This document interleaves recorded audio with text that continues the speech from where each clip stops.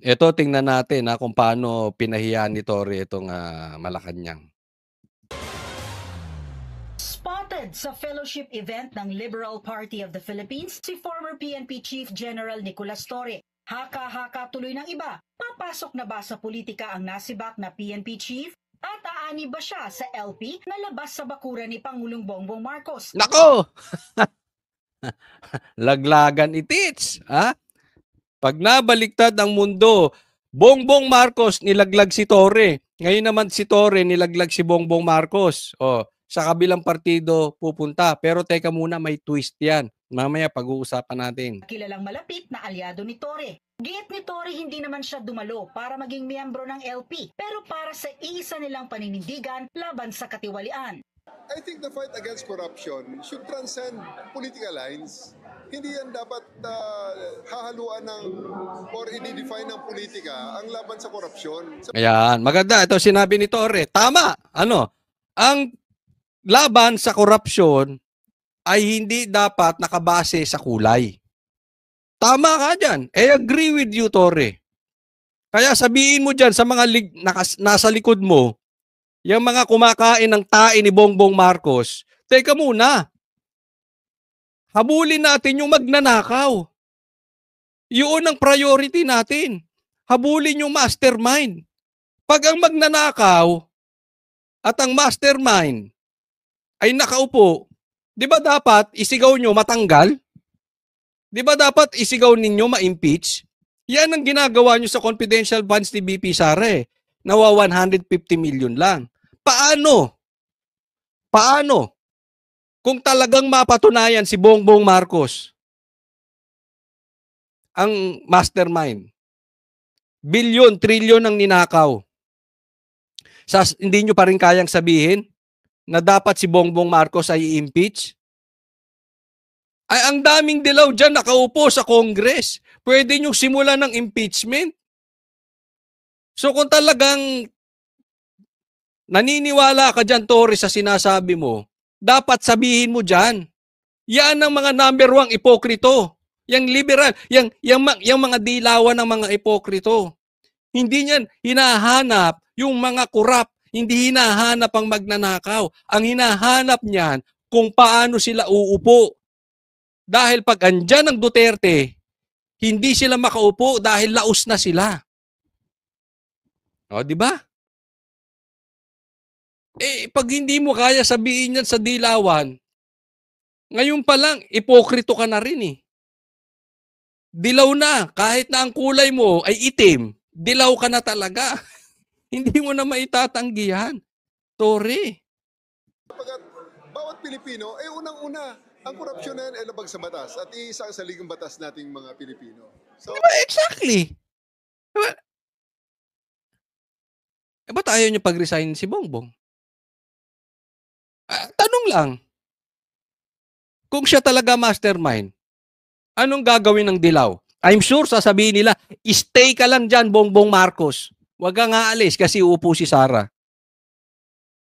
Dingnan mo, mga kain-tae. dapat, ano man ang kulay mo, ano man ang paniniwala mo, iisa ang ating hangarin dito, labanan ng korupsyon.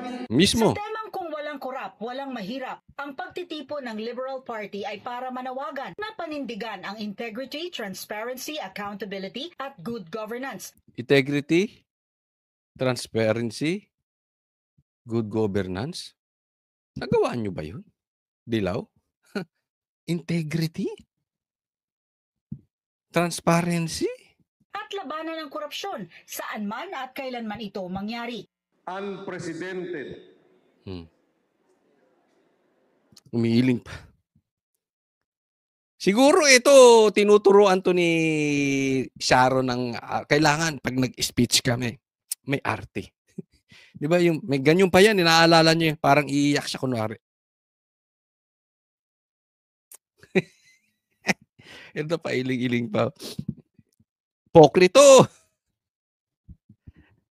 Hindi nga nyo masabi kung sino yung korap alam nyo naman kung sino mastermind. Naglolokohan ba tayo mga gago?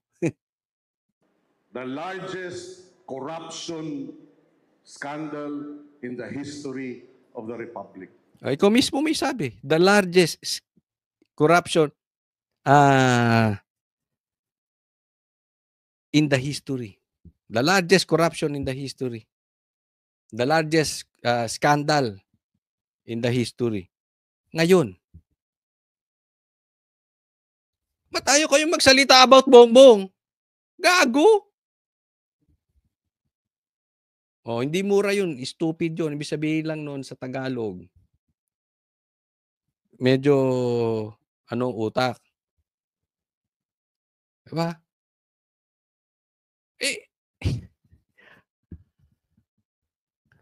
Wag mong sabihin na yung largest scandal kay Sara pa rin. Sa pagmumukha mo na lang nanggaling, sa bibig mo na nanggaling, ito eh. Sino ba may kontrol ng pera natin? Hindi po Duterte. Hindi nga makahirit ng budget si Sara eh. Bawasan niyang tropa mong mahilig sa driver.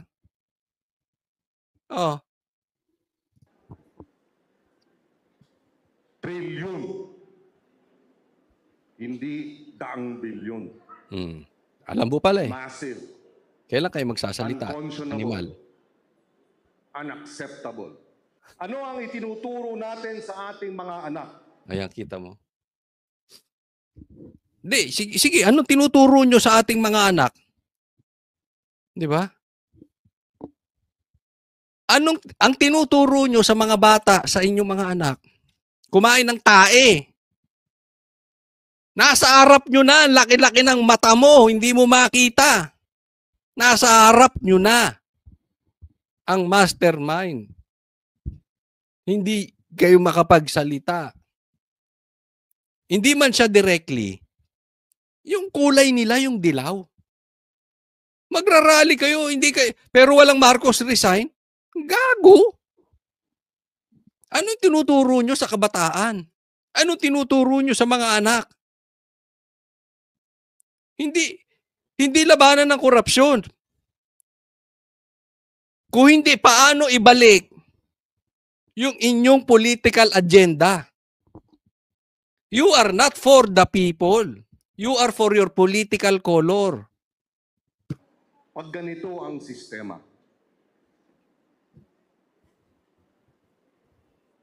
na ang nagkasalang na sa pwesto hindi mapaparusahan, na ang katarungan may kinikilingan.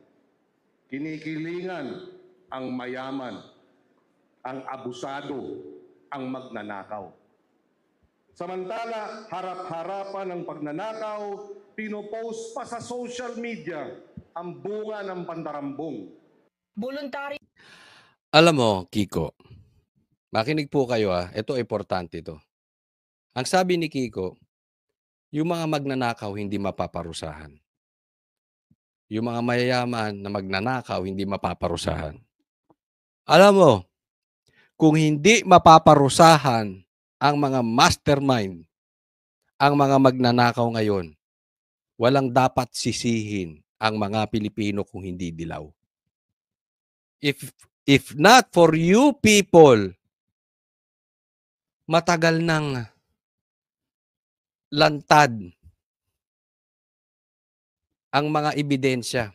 Kung hindi kumapit sa inyo si Bongbong Marcos, remember this, ang Marcos, plastic yan. Kumapit sa inyo, kumapit din niya kay Sara. They will do anything just to stay in power. Kayo namang dilaw, instead na nanindigan kayo minumura nyo, sinasabi nyo, diktador ang Marcos. Instead na nanindigan kayo at ipinaglalaban ninyo na dapat walang korupsyon at dapat magbitaw ang korap, kayo pa ang nagiging backup ni Bongbong Marcos. Kayo pa ang nagiging backup ni Tambi. So kung walang mastermind mapaparusahan, it's because of you people. Balikan ko lang po itong si Torre. Ito parang naisahan ni Torre si Bongbong Marcos. Alam mo kung bakit? Kasi initsipwera si Torre. Alam naman natin yan, pinangakuan na bibigyan ng posisyon. Alam din naman natin kung paano magbigay ng pangako si Bongbong Marcos. Saltik-saltik na ang pangako niyan si Bongbong Marcos. Wala ka nang aasahan dyan kay Bongbong Marcos. Sa 10 sinabi niya, 20 ang sablay. Diba? At kadalasan niyang kabaligtaran. So, itong si Torre, sumisip-sip ngayon. Diba? Umaanib sa dilaw. Ako sa tingin ko, tatakbo to. Kaya pumuposisyon ng ganyan. Pero kung sakali mang hindi siya tumakbo, maganda on his part, sinusupalpal niya, pinahihiya niya, tinatabla niya si Bongbong Marcos. Kasi si Bongbong Marcos kailangan ng dilaw. At pagka naging kandidato ng dilaw itong si Torre, Marcos has no choice kung hindi umamo. Kasi si Bongbong, ang Marcos, ganyan ang ugali. To save their political career, aamo. Pero pag hindi ka kailangan, itatapon. This time, pagdating ng 2028 election, kung hindi matatanggal si Bongbong Marcos, kailangan niyang umamo kay Torre. Because 2028, wala na talagang Marcos. Believe me, matagal ko nang sinasabi ito. It's going to be Duterte against the Pinklawans. Yan na po yan. Etsa puwera na. Kaya nga po, sinusuportahan ng Pinklawan si Bongbong. Gusto lang yan nila makarating tayo sa 2028 election. After sa 2028 election, kakatkuking na yan. Yayariin na yan si Bongbong. Not literally, but iisang tabi because they don't need Marcos anymore. Si Marcos ang lalapit ngayon. So makikipagsanib sila. So kailangan nilang sumanib dahil if biyak ang Marcos at ang dilaw, hindi nila kakayanin si Sara. So nakita nyo na kung paano ang positioning ginagawa nitong si Torre. Diba? Naisahan dito, naisahan. Minsan talaga, bumabaliktad ang mundo eh. Mananagot talaga si Bongbong. Yung nanggagamit siya, ginamit niya si Sara. Pero until when? Pakasasa ka na dyan, Bongbong, nakawin nyo na lahat ng nanakawin ninyo. Dahil pag-upo nito ni BP Sara, tapos kayo. Kami ang boses ng masa, hindi natatakot.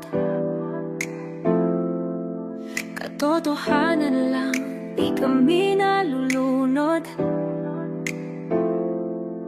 Walang bahid ng sismis, lahat ay totoo. Kahit sino ka pa, pag mali ka babanatan ka. Walang pinipili kulay, wala kaming kinikilingan. Basta para sa bayan, kami lalaban. Pagdama palakpakan, pag mali banatan, di matitinag, di matatakot.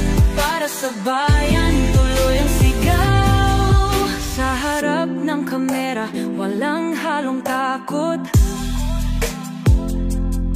Mga baluktot, lahat kayo'y tutumba. Ang hustisya at totoo, yun lang ang mahalaga. Kahit sinong harang, di kami matitinag. Walang pinipiling kulay, wala kaming kinikilingan. Basta para sa bayan, kami lalaban. Pag tama palakpakan,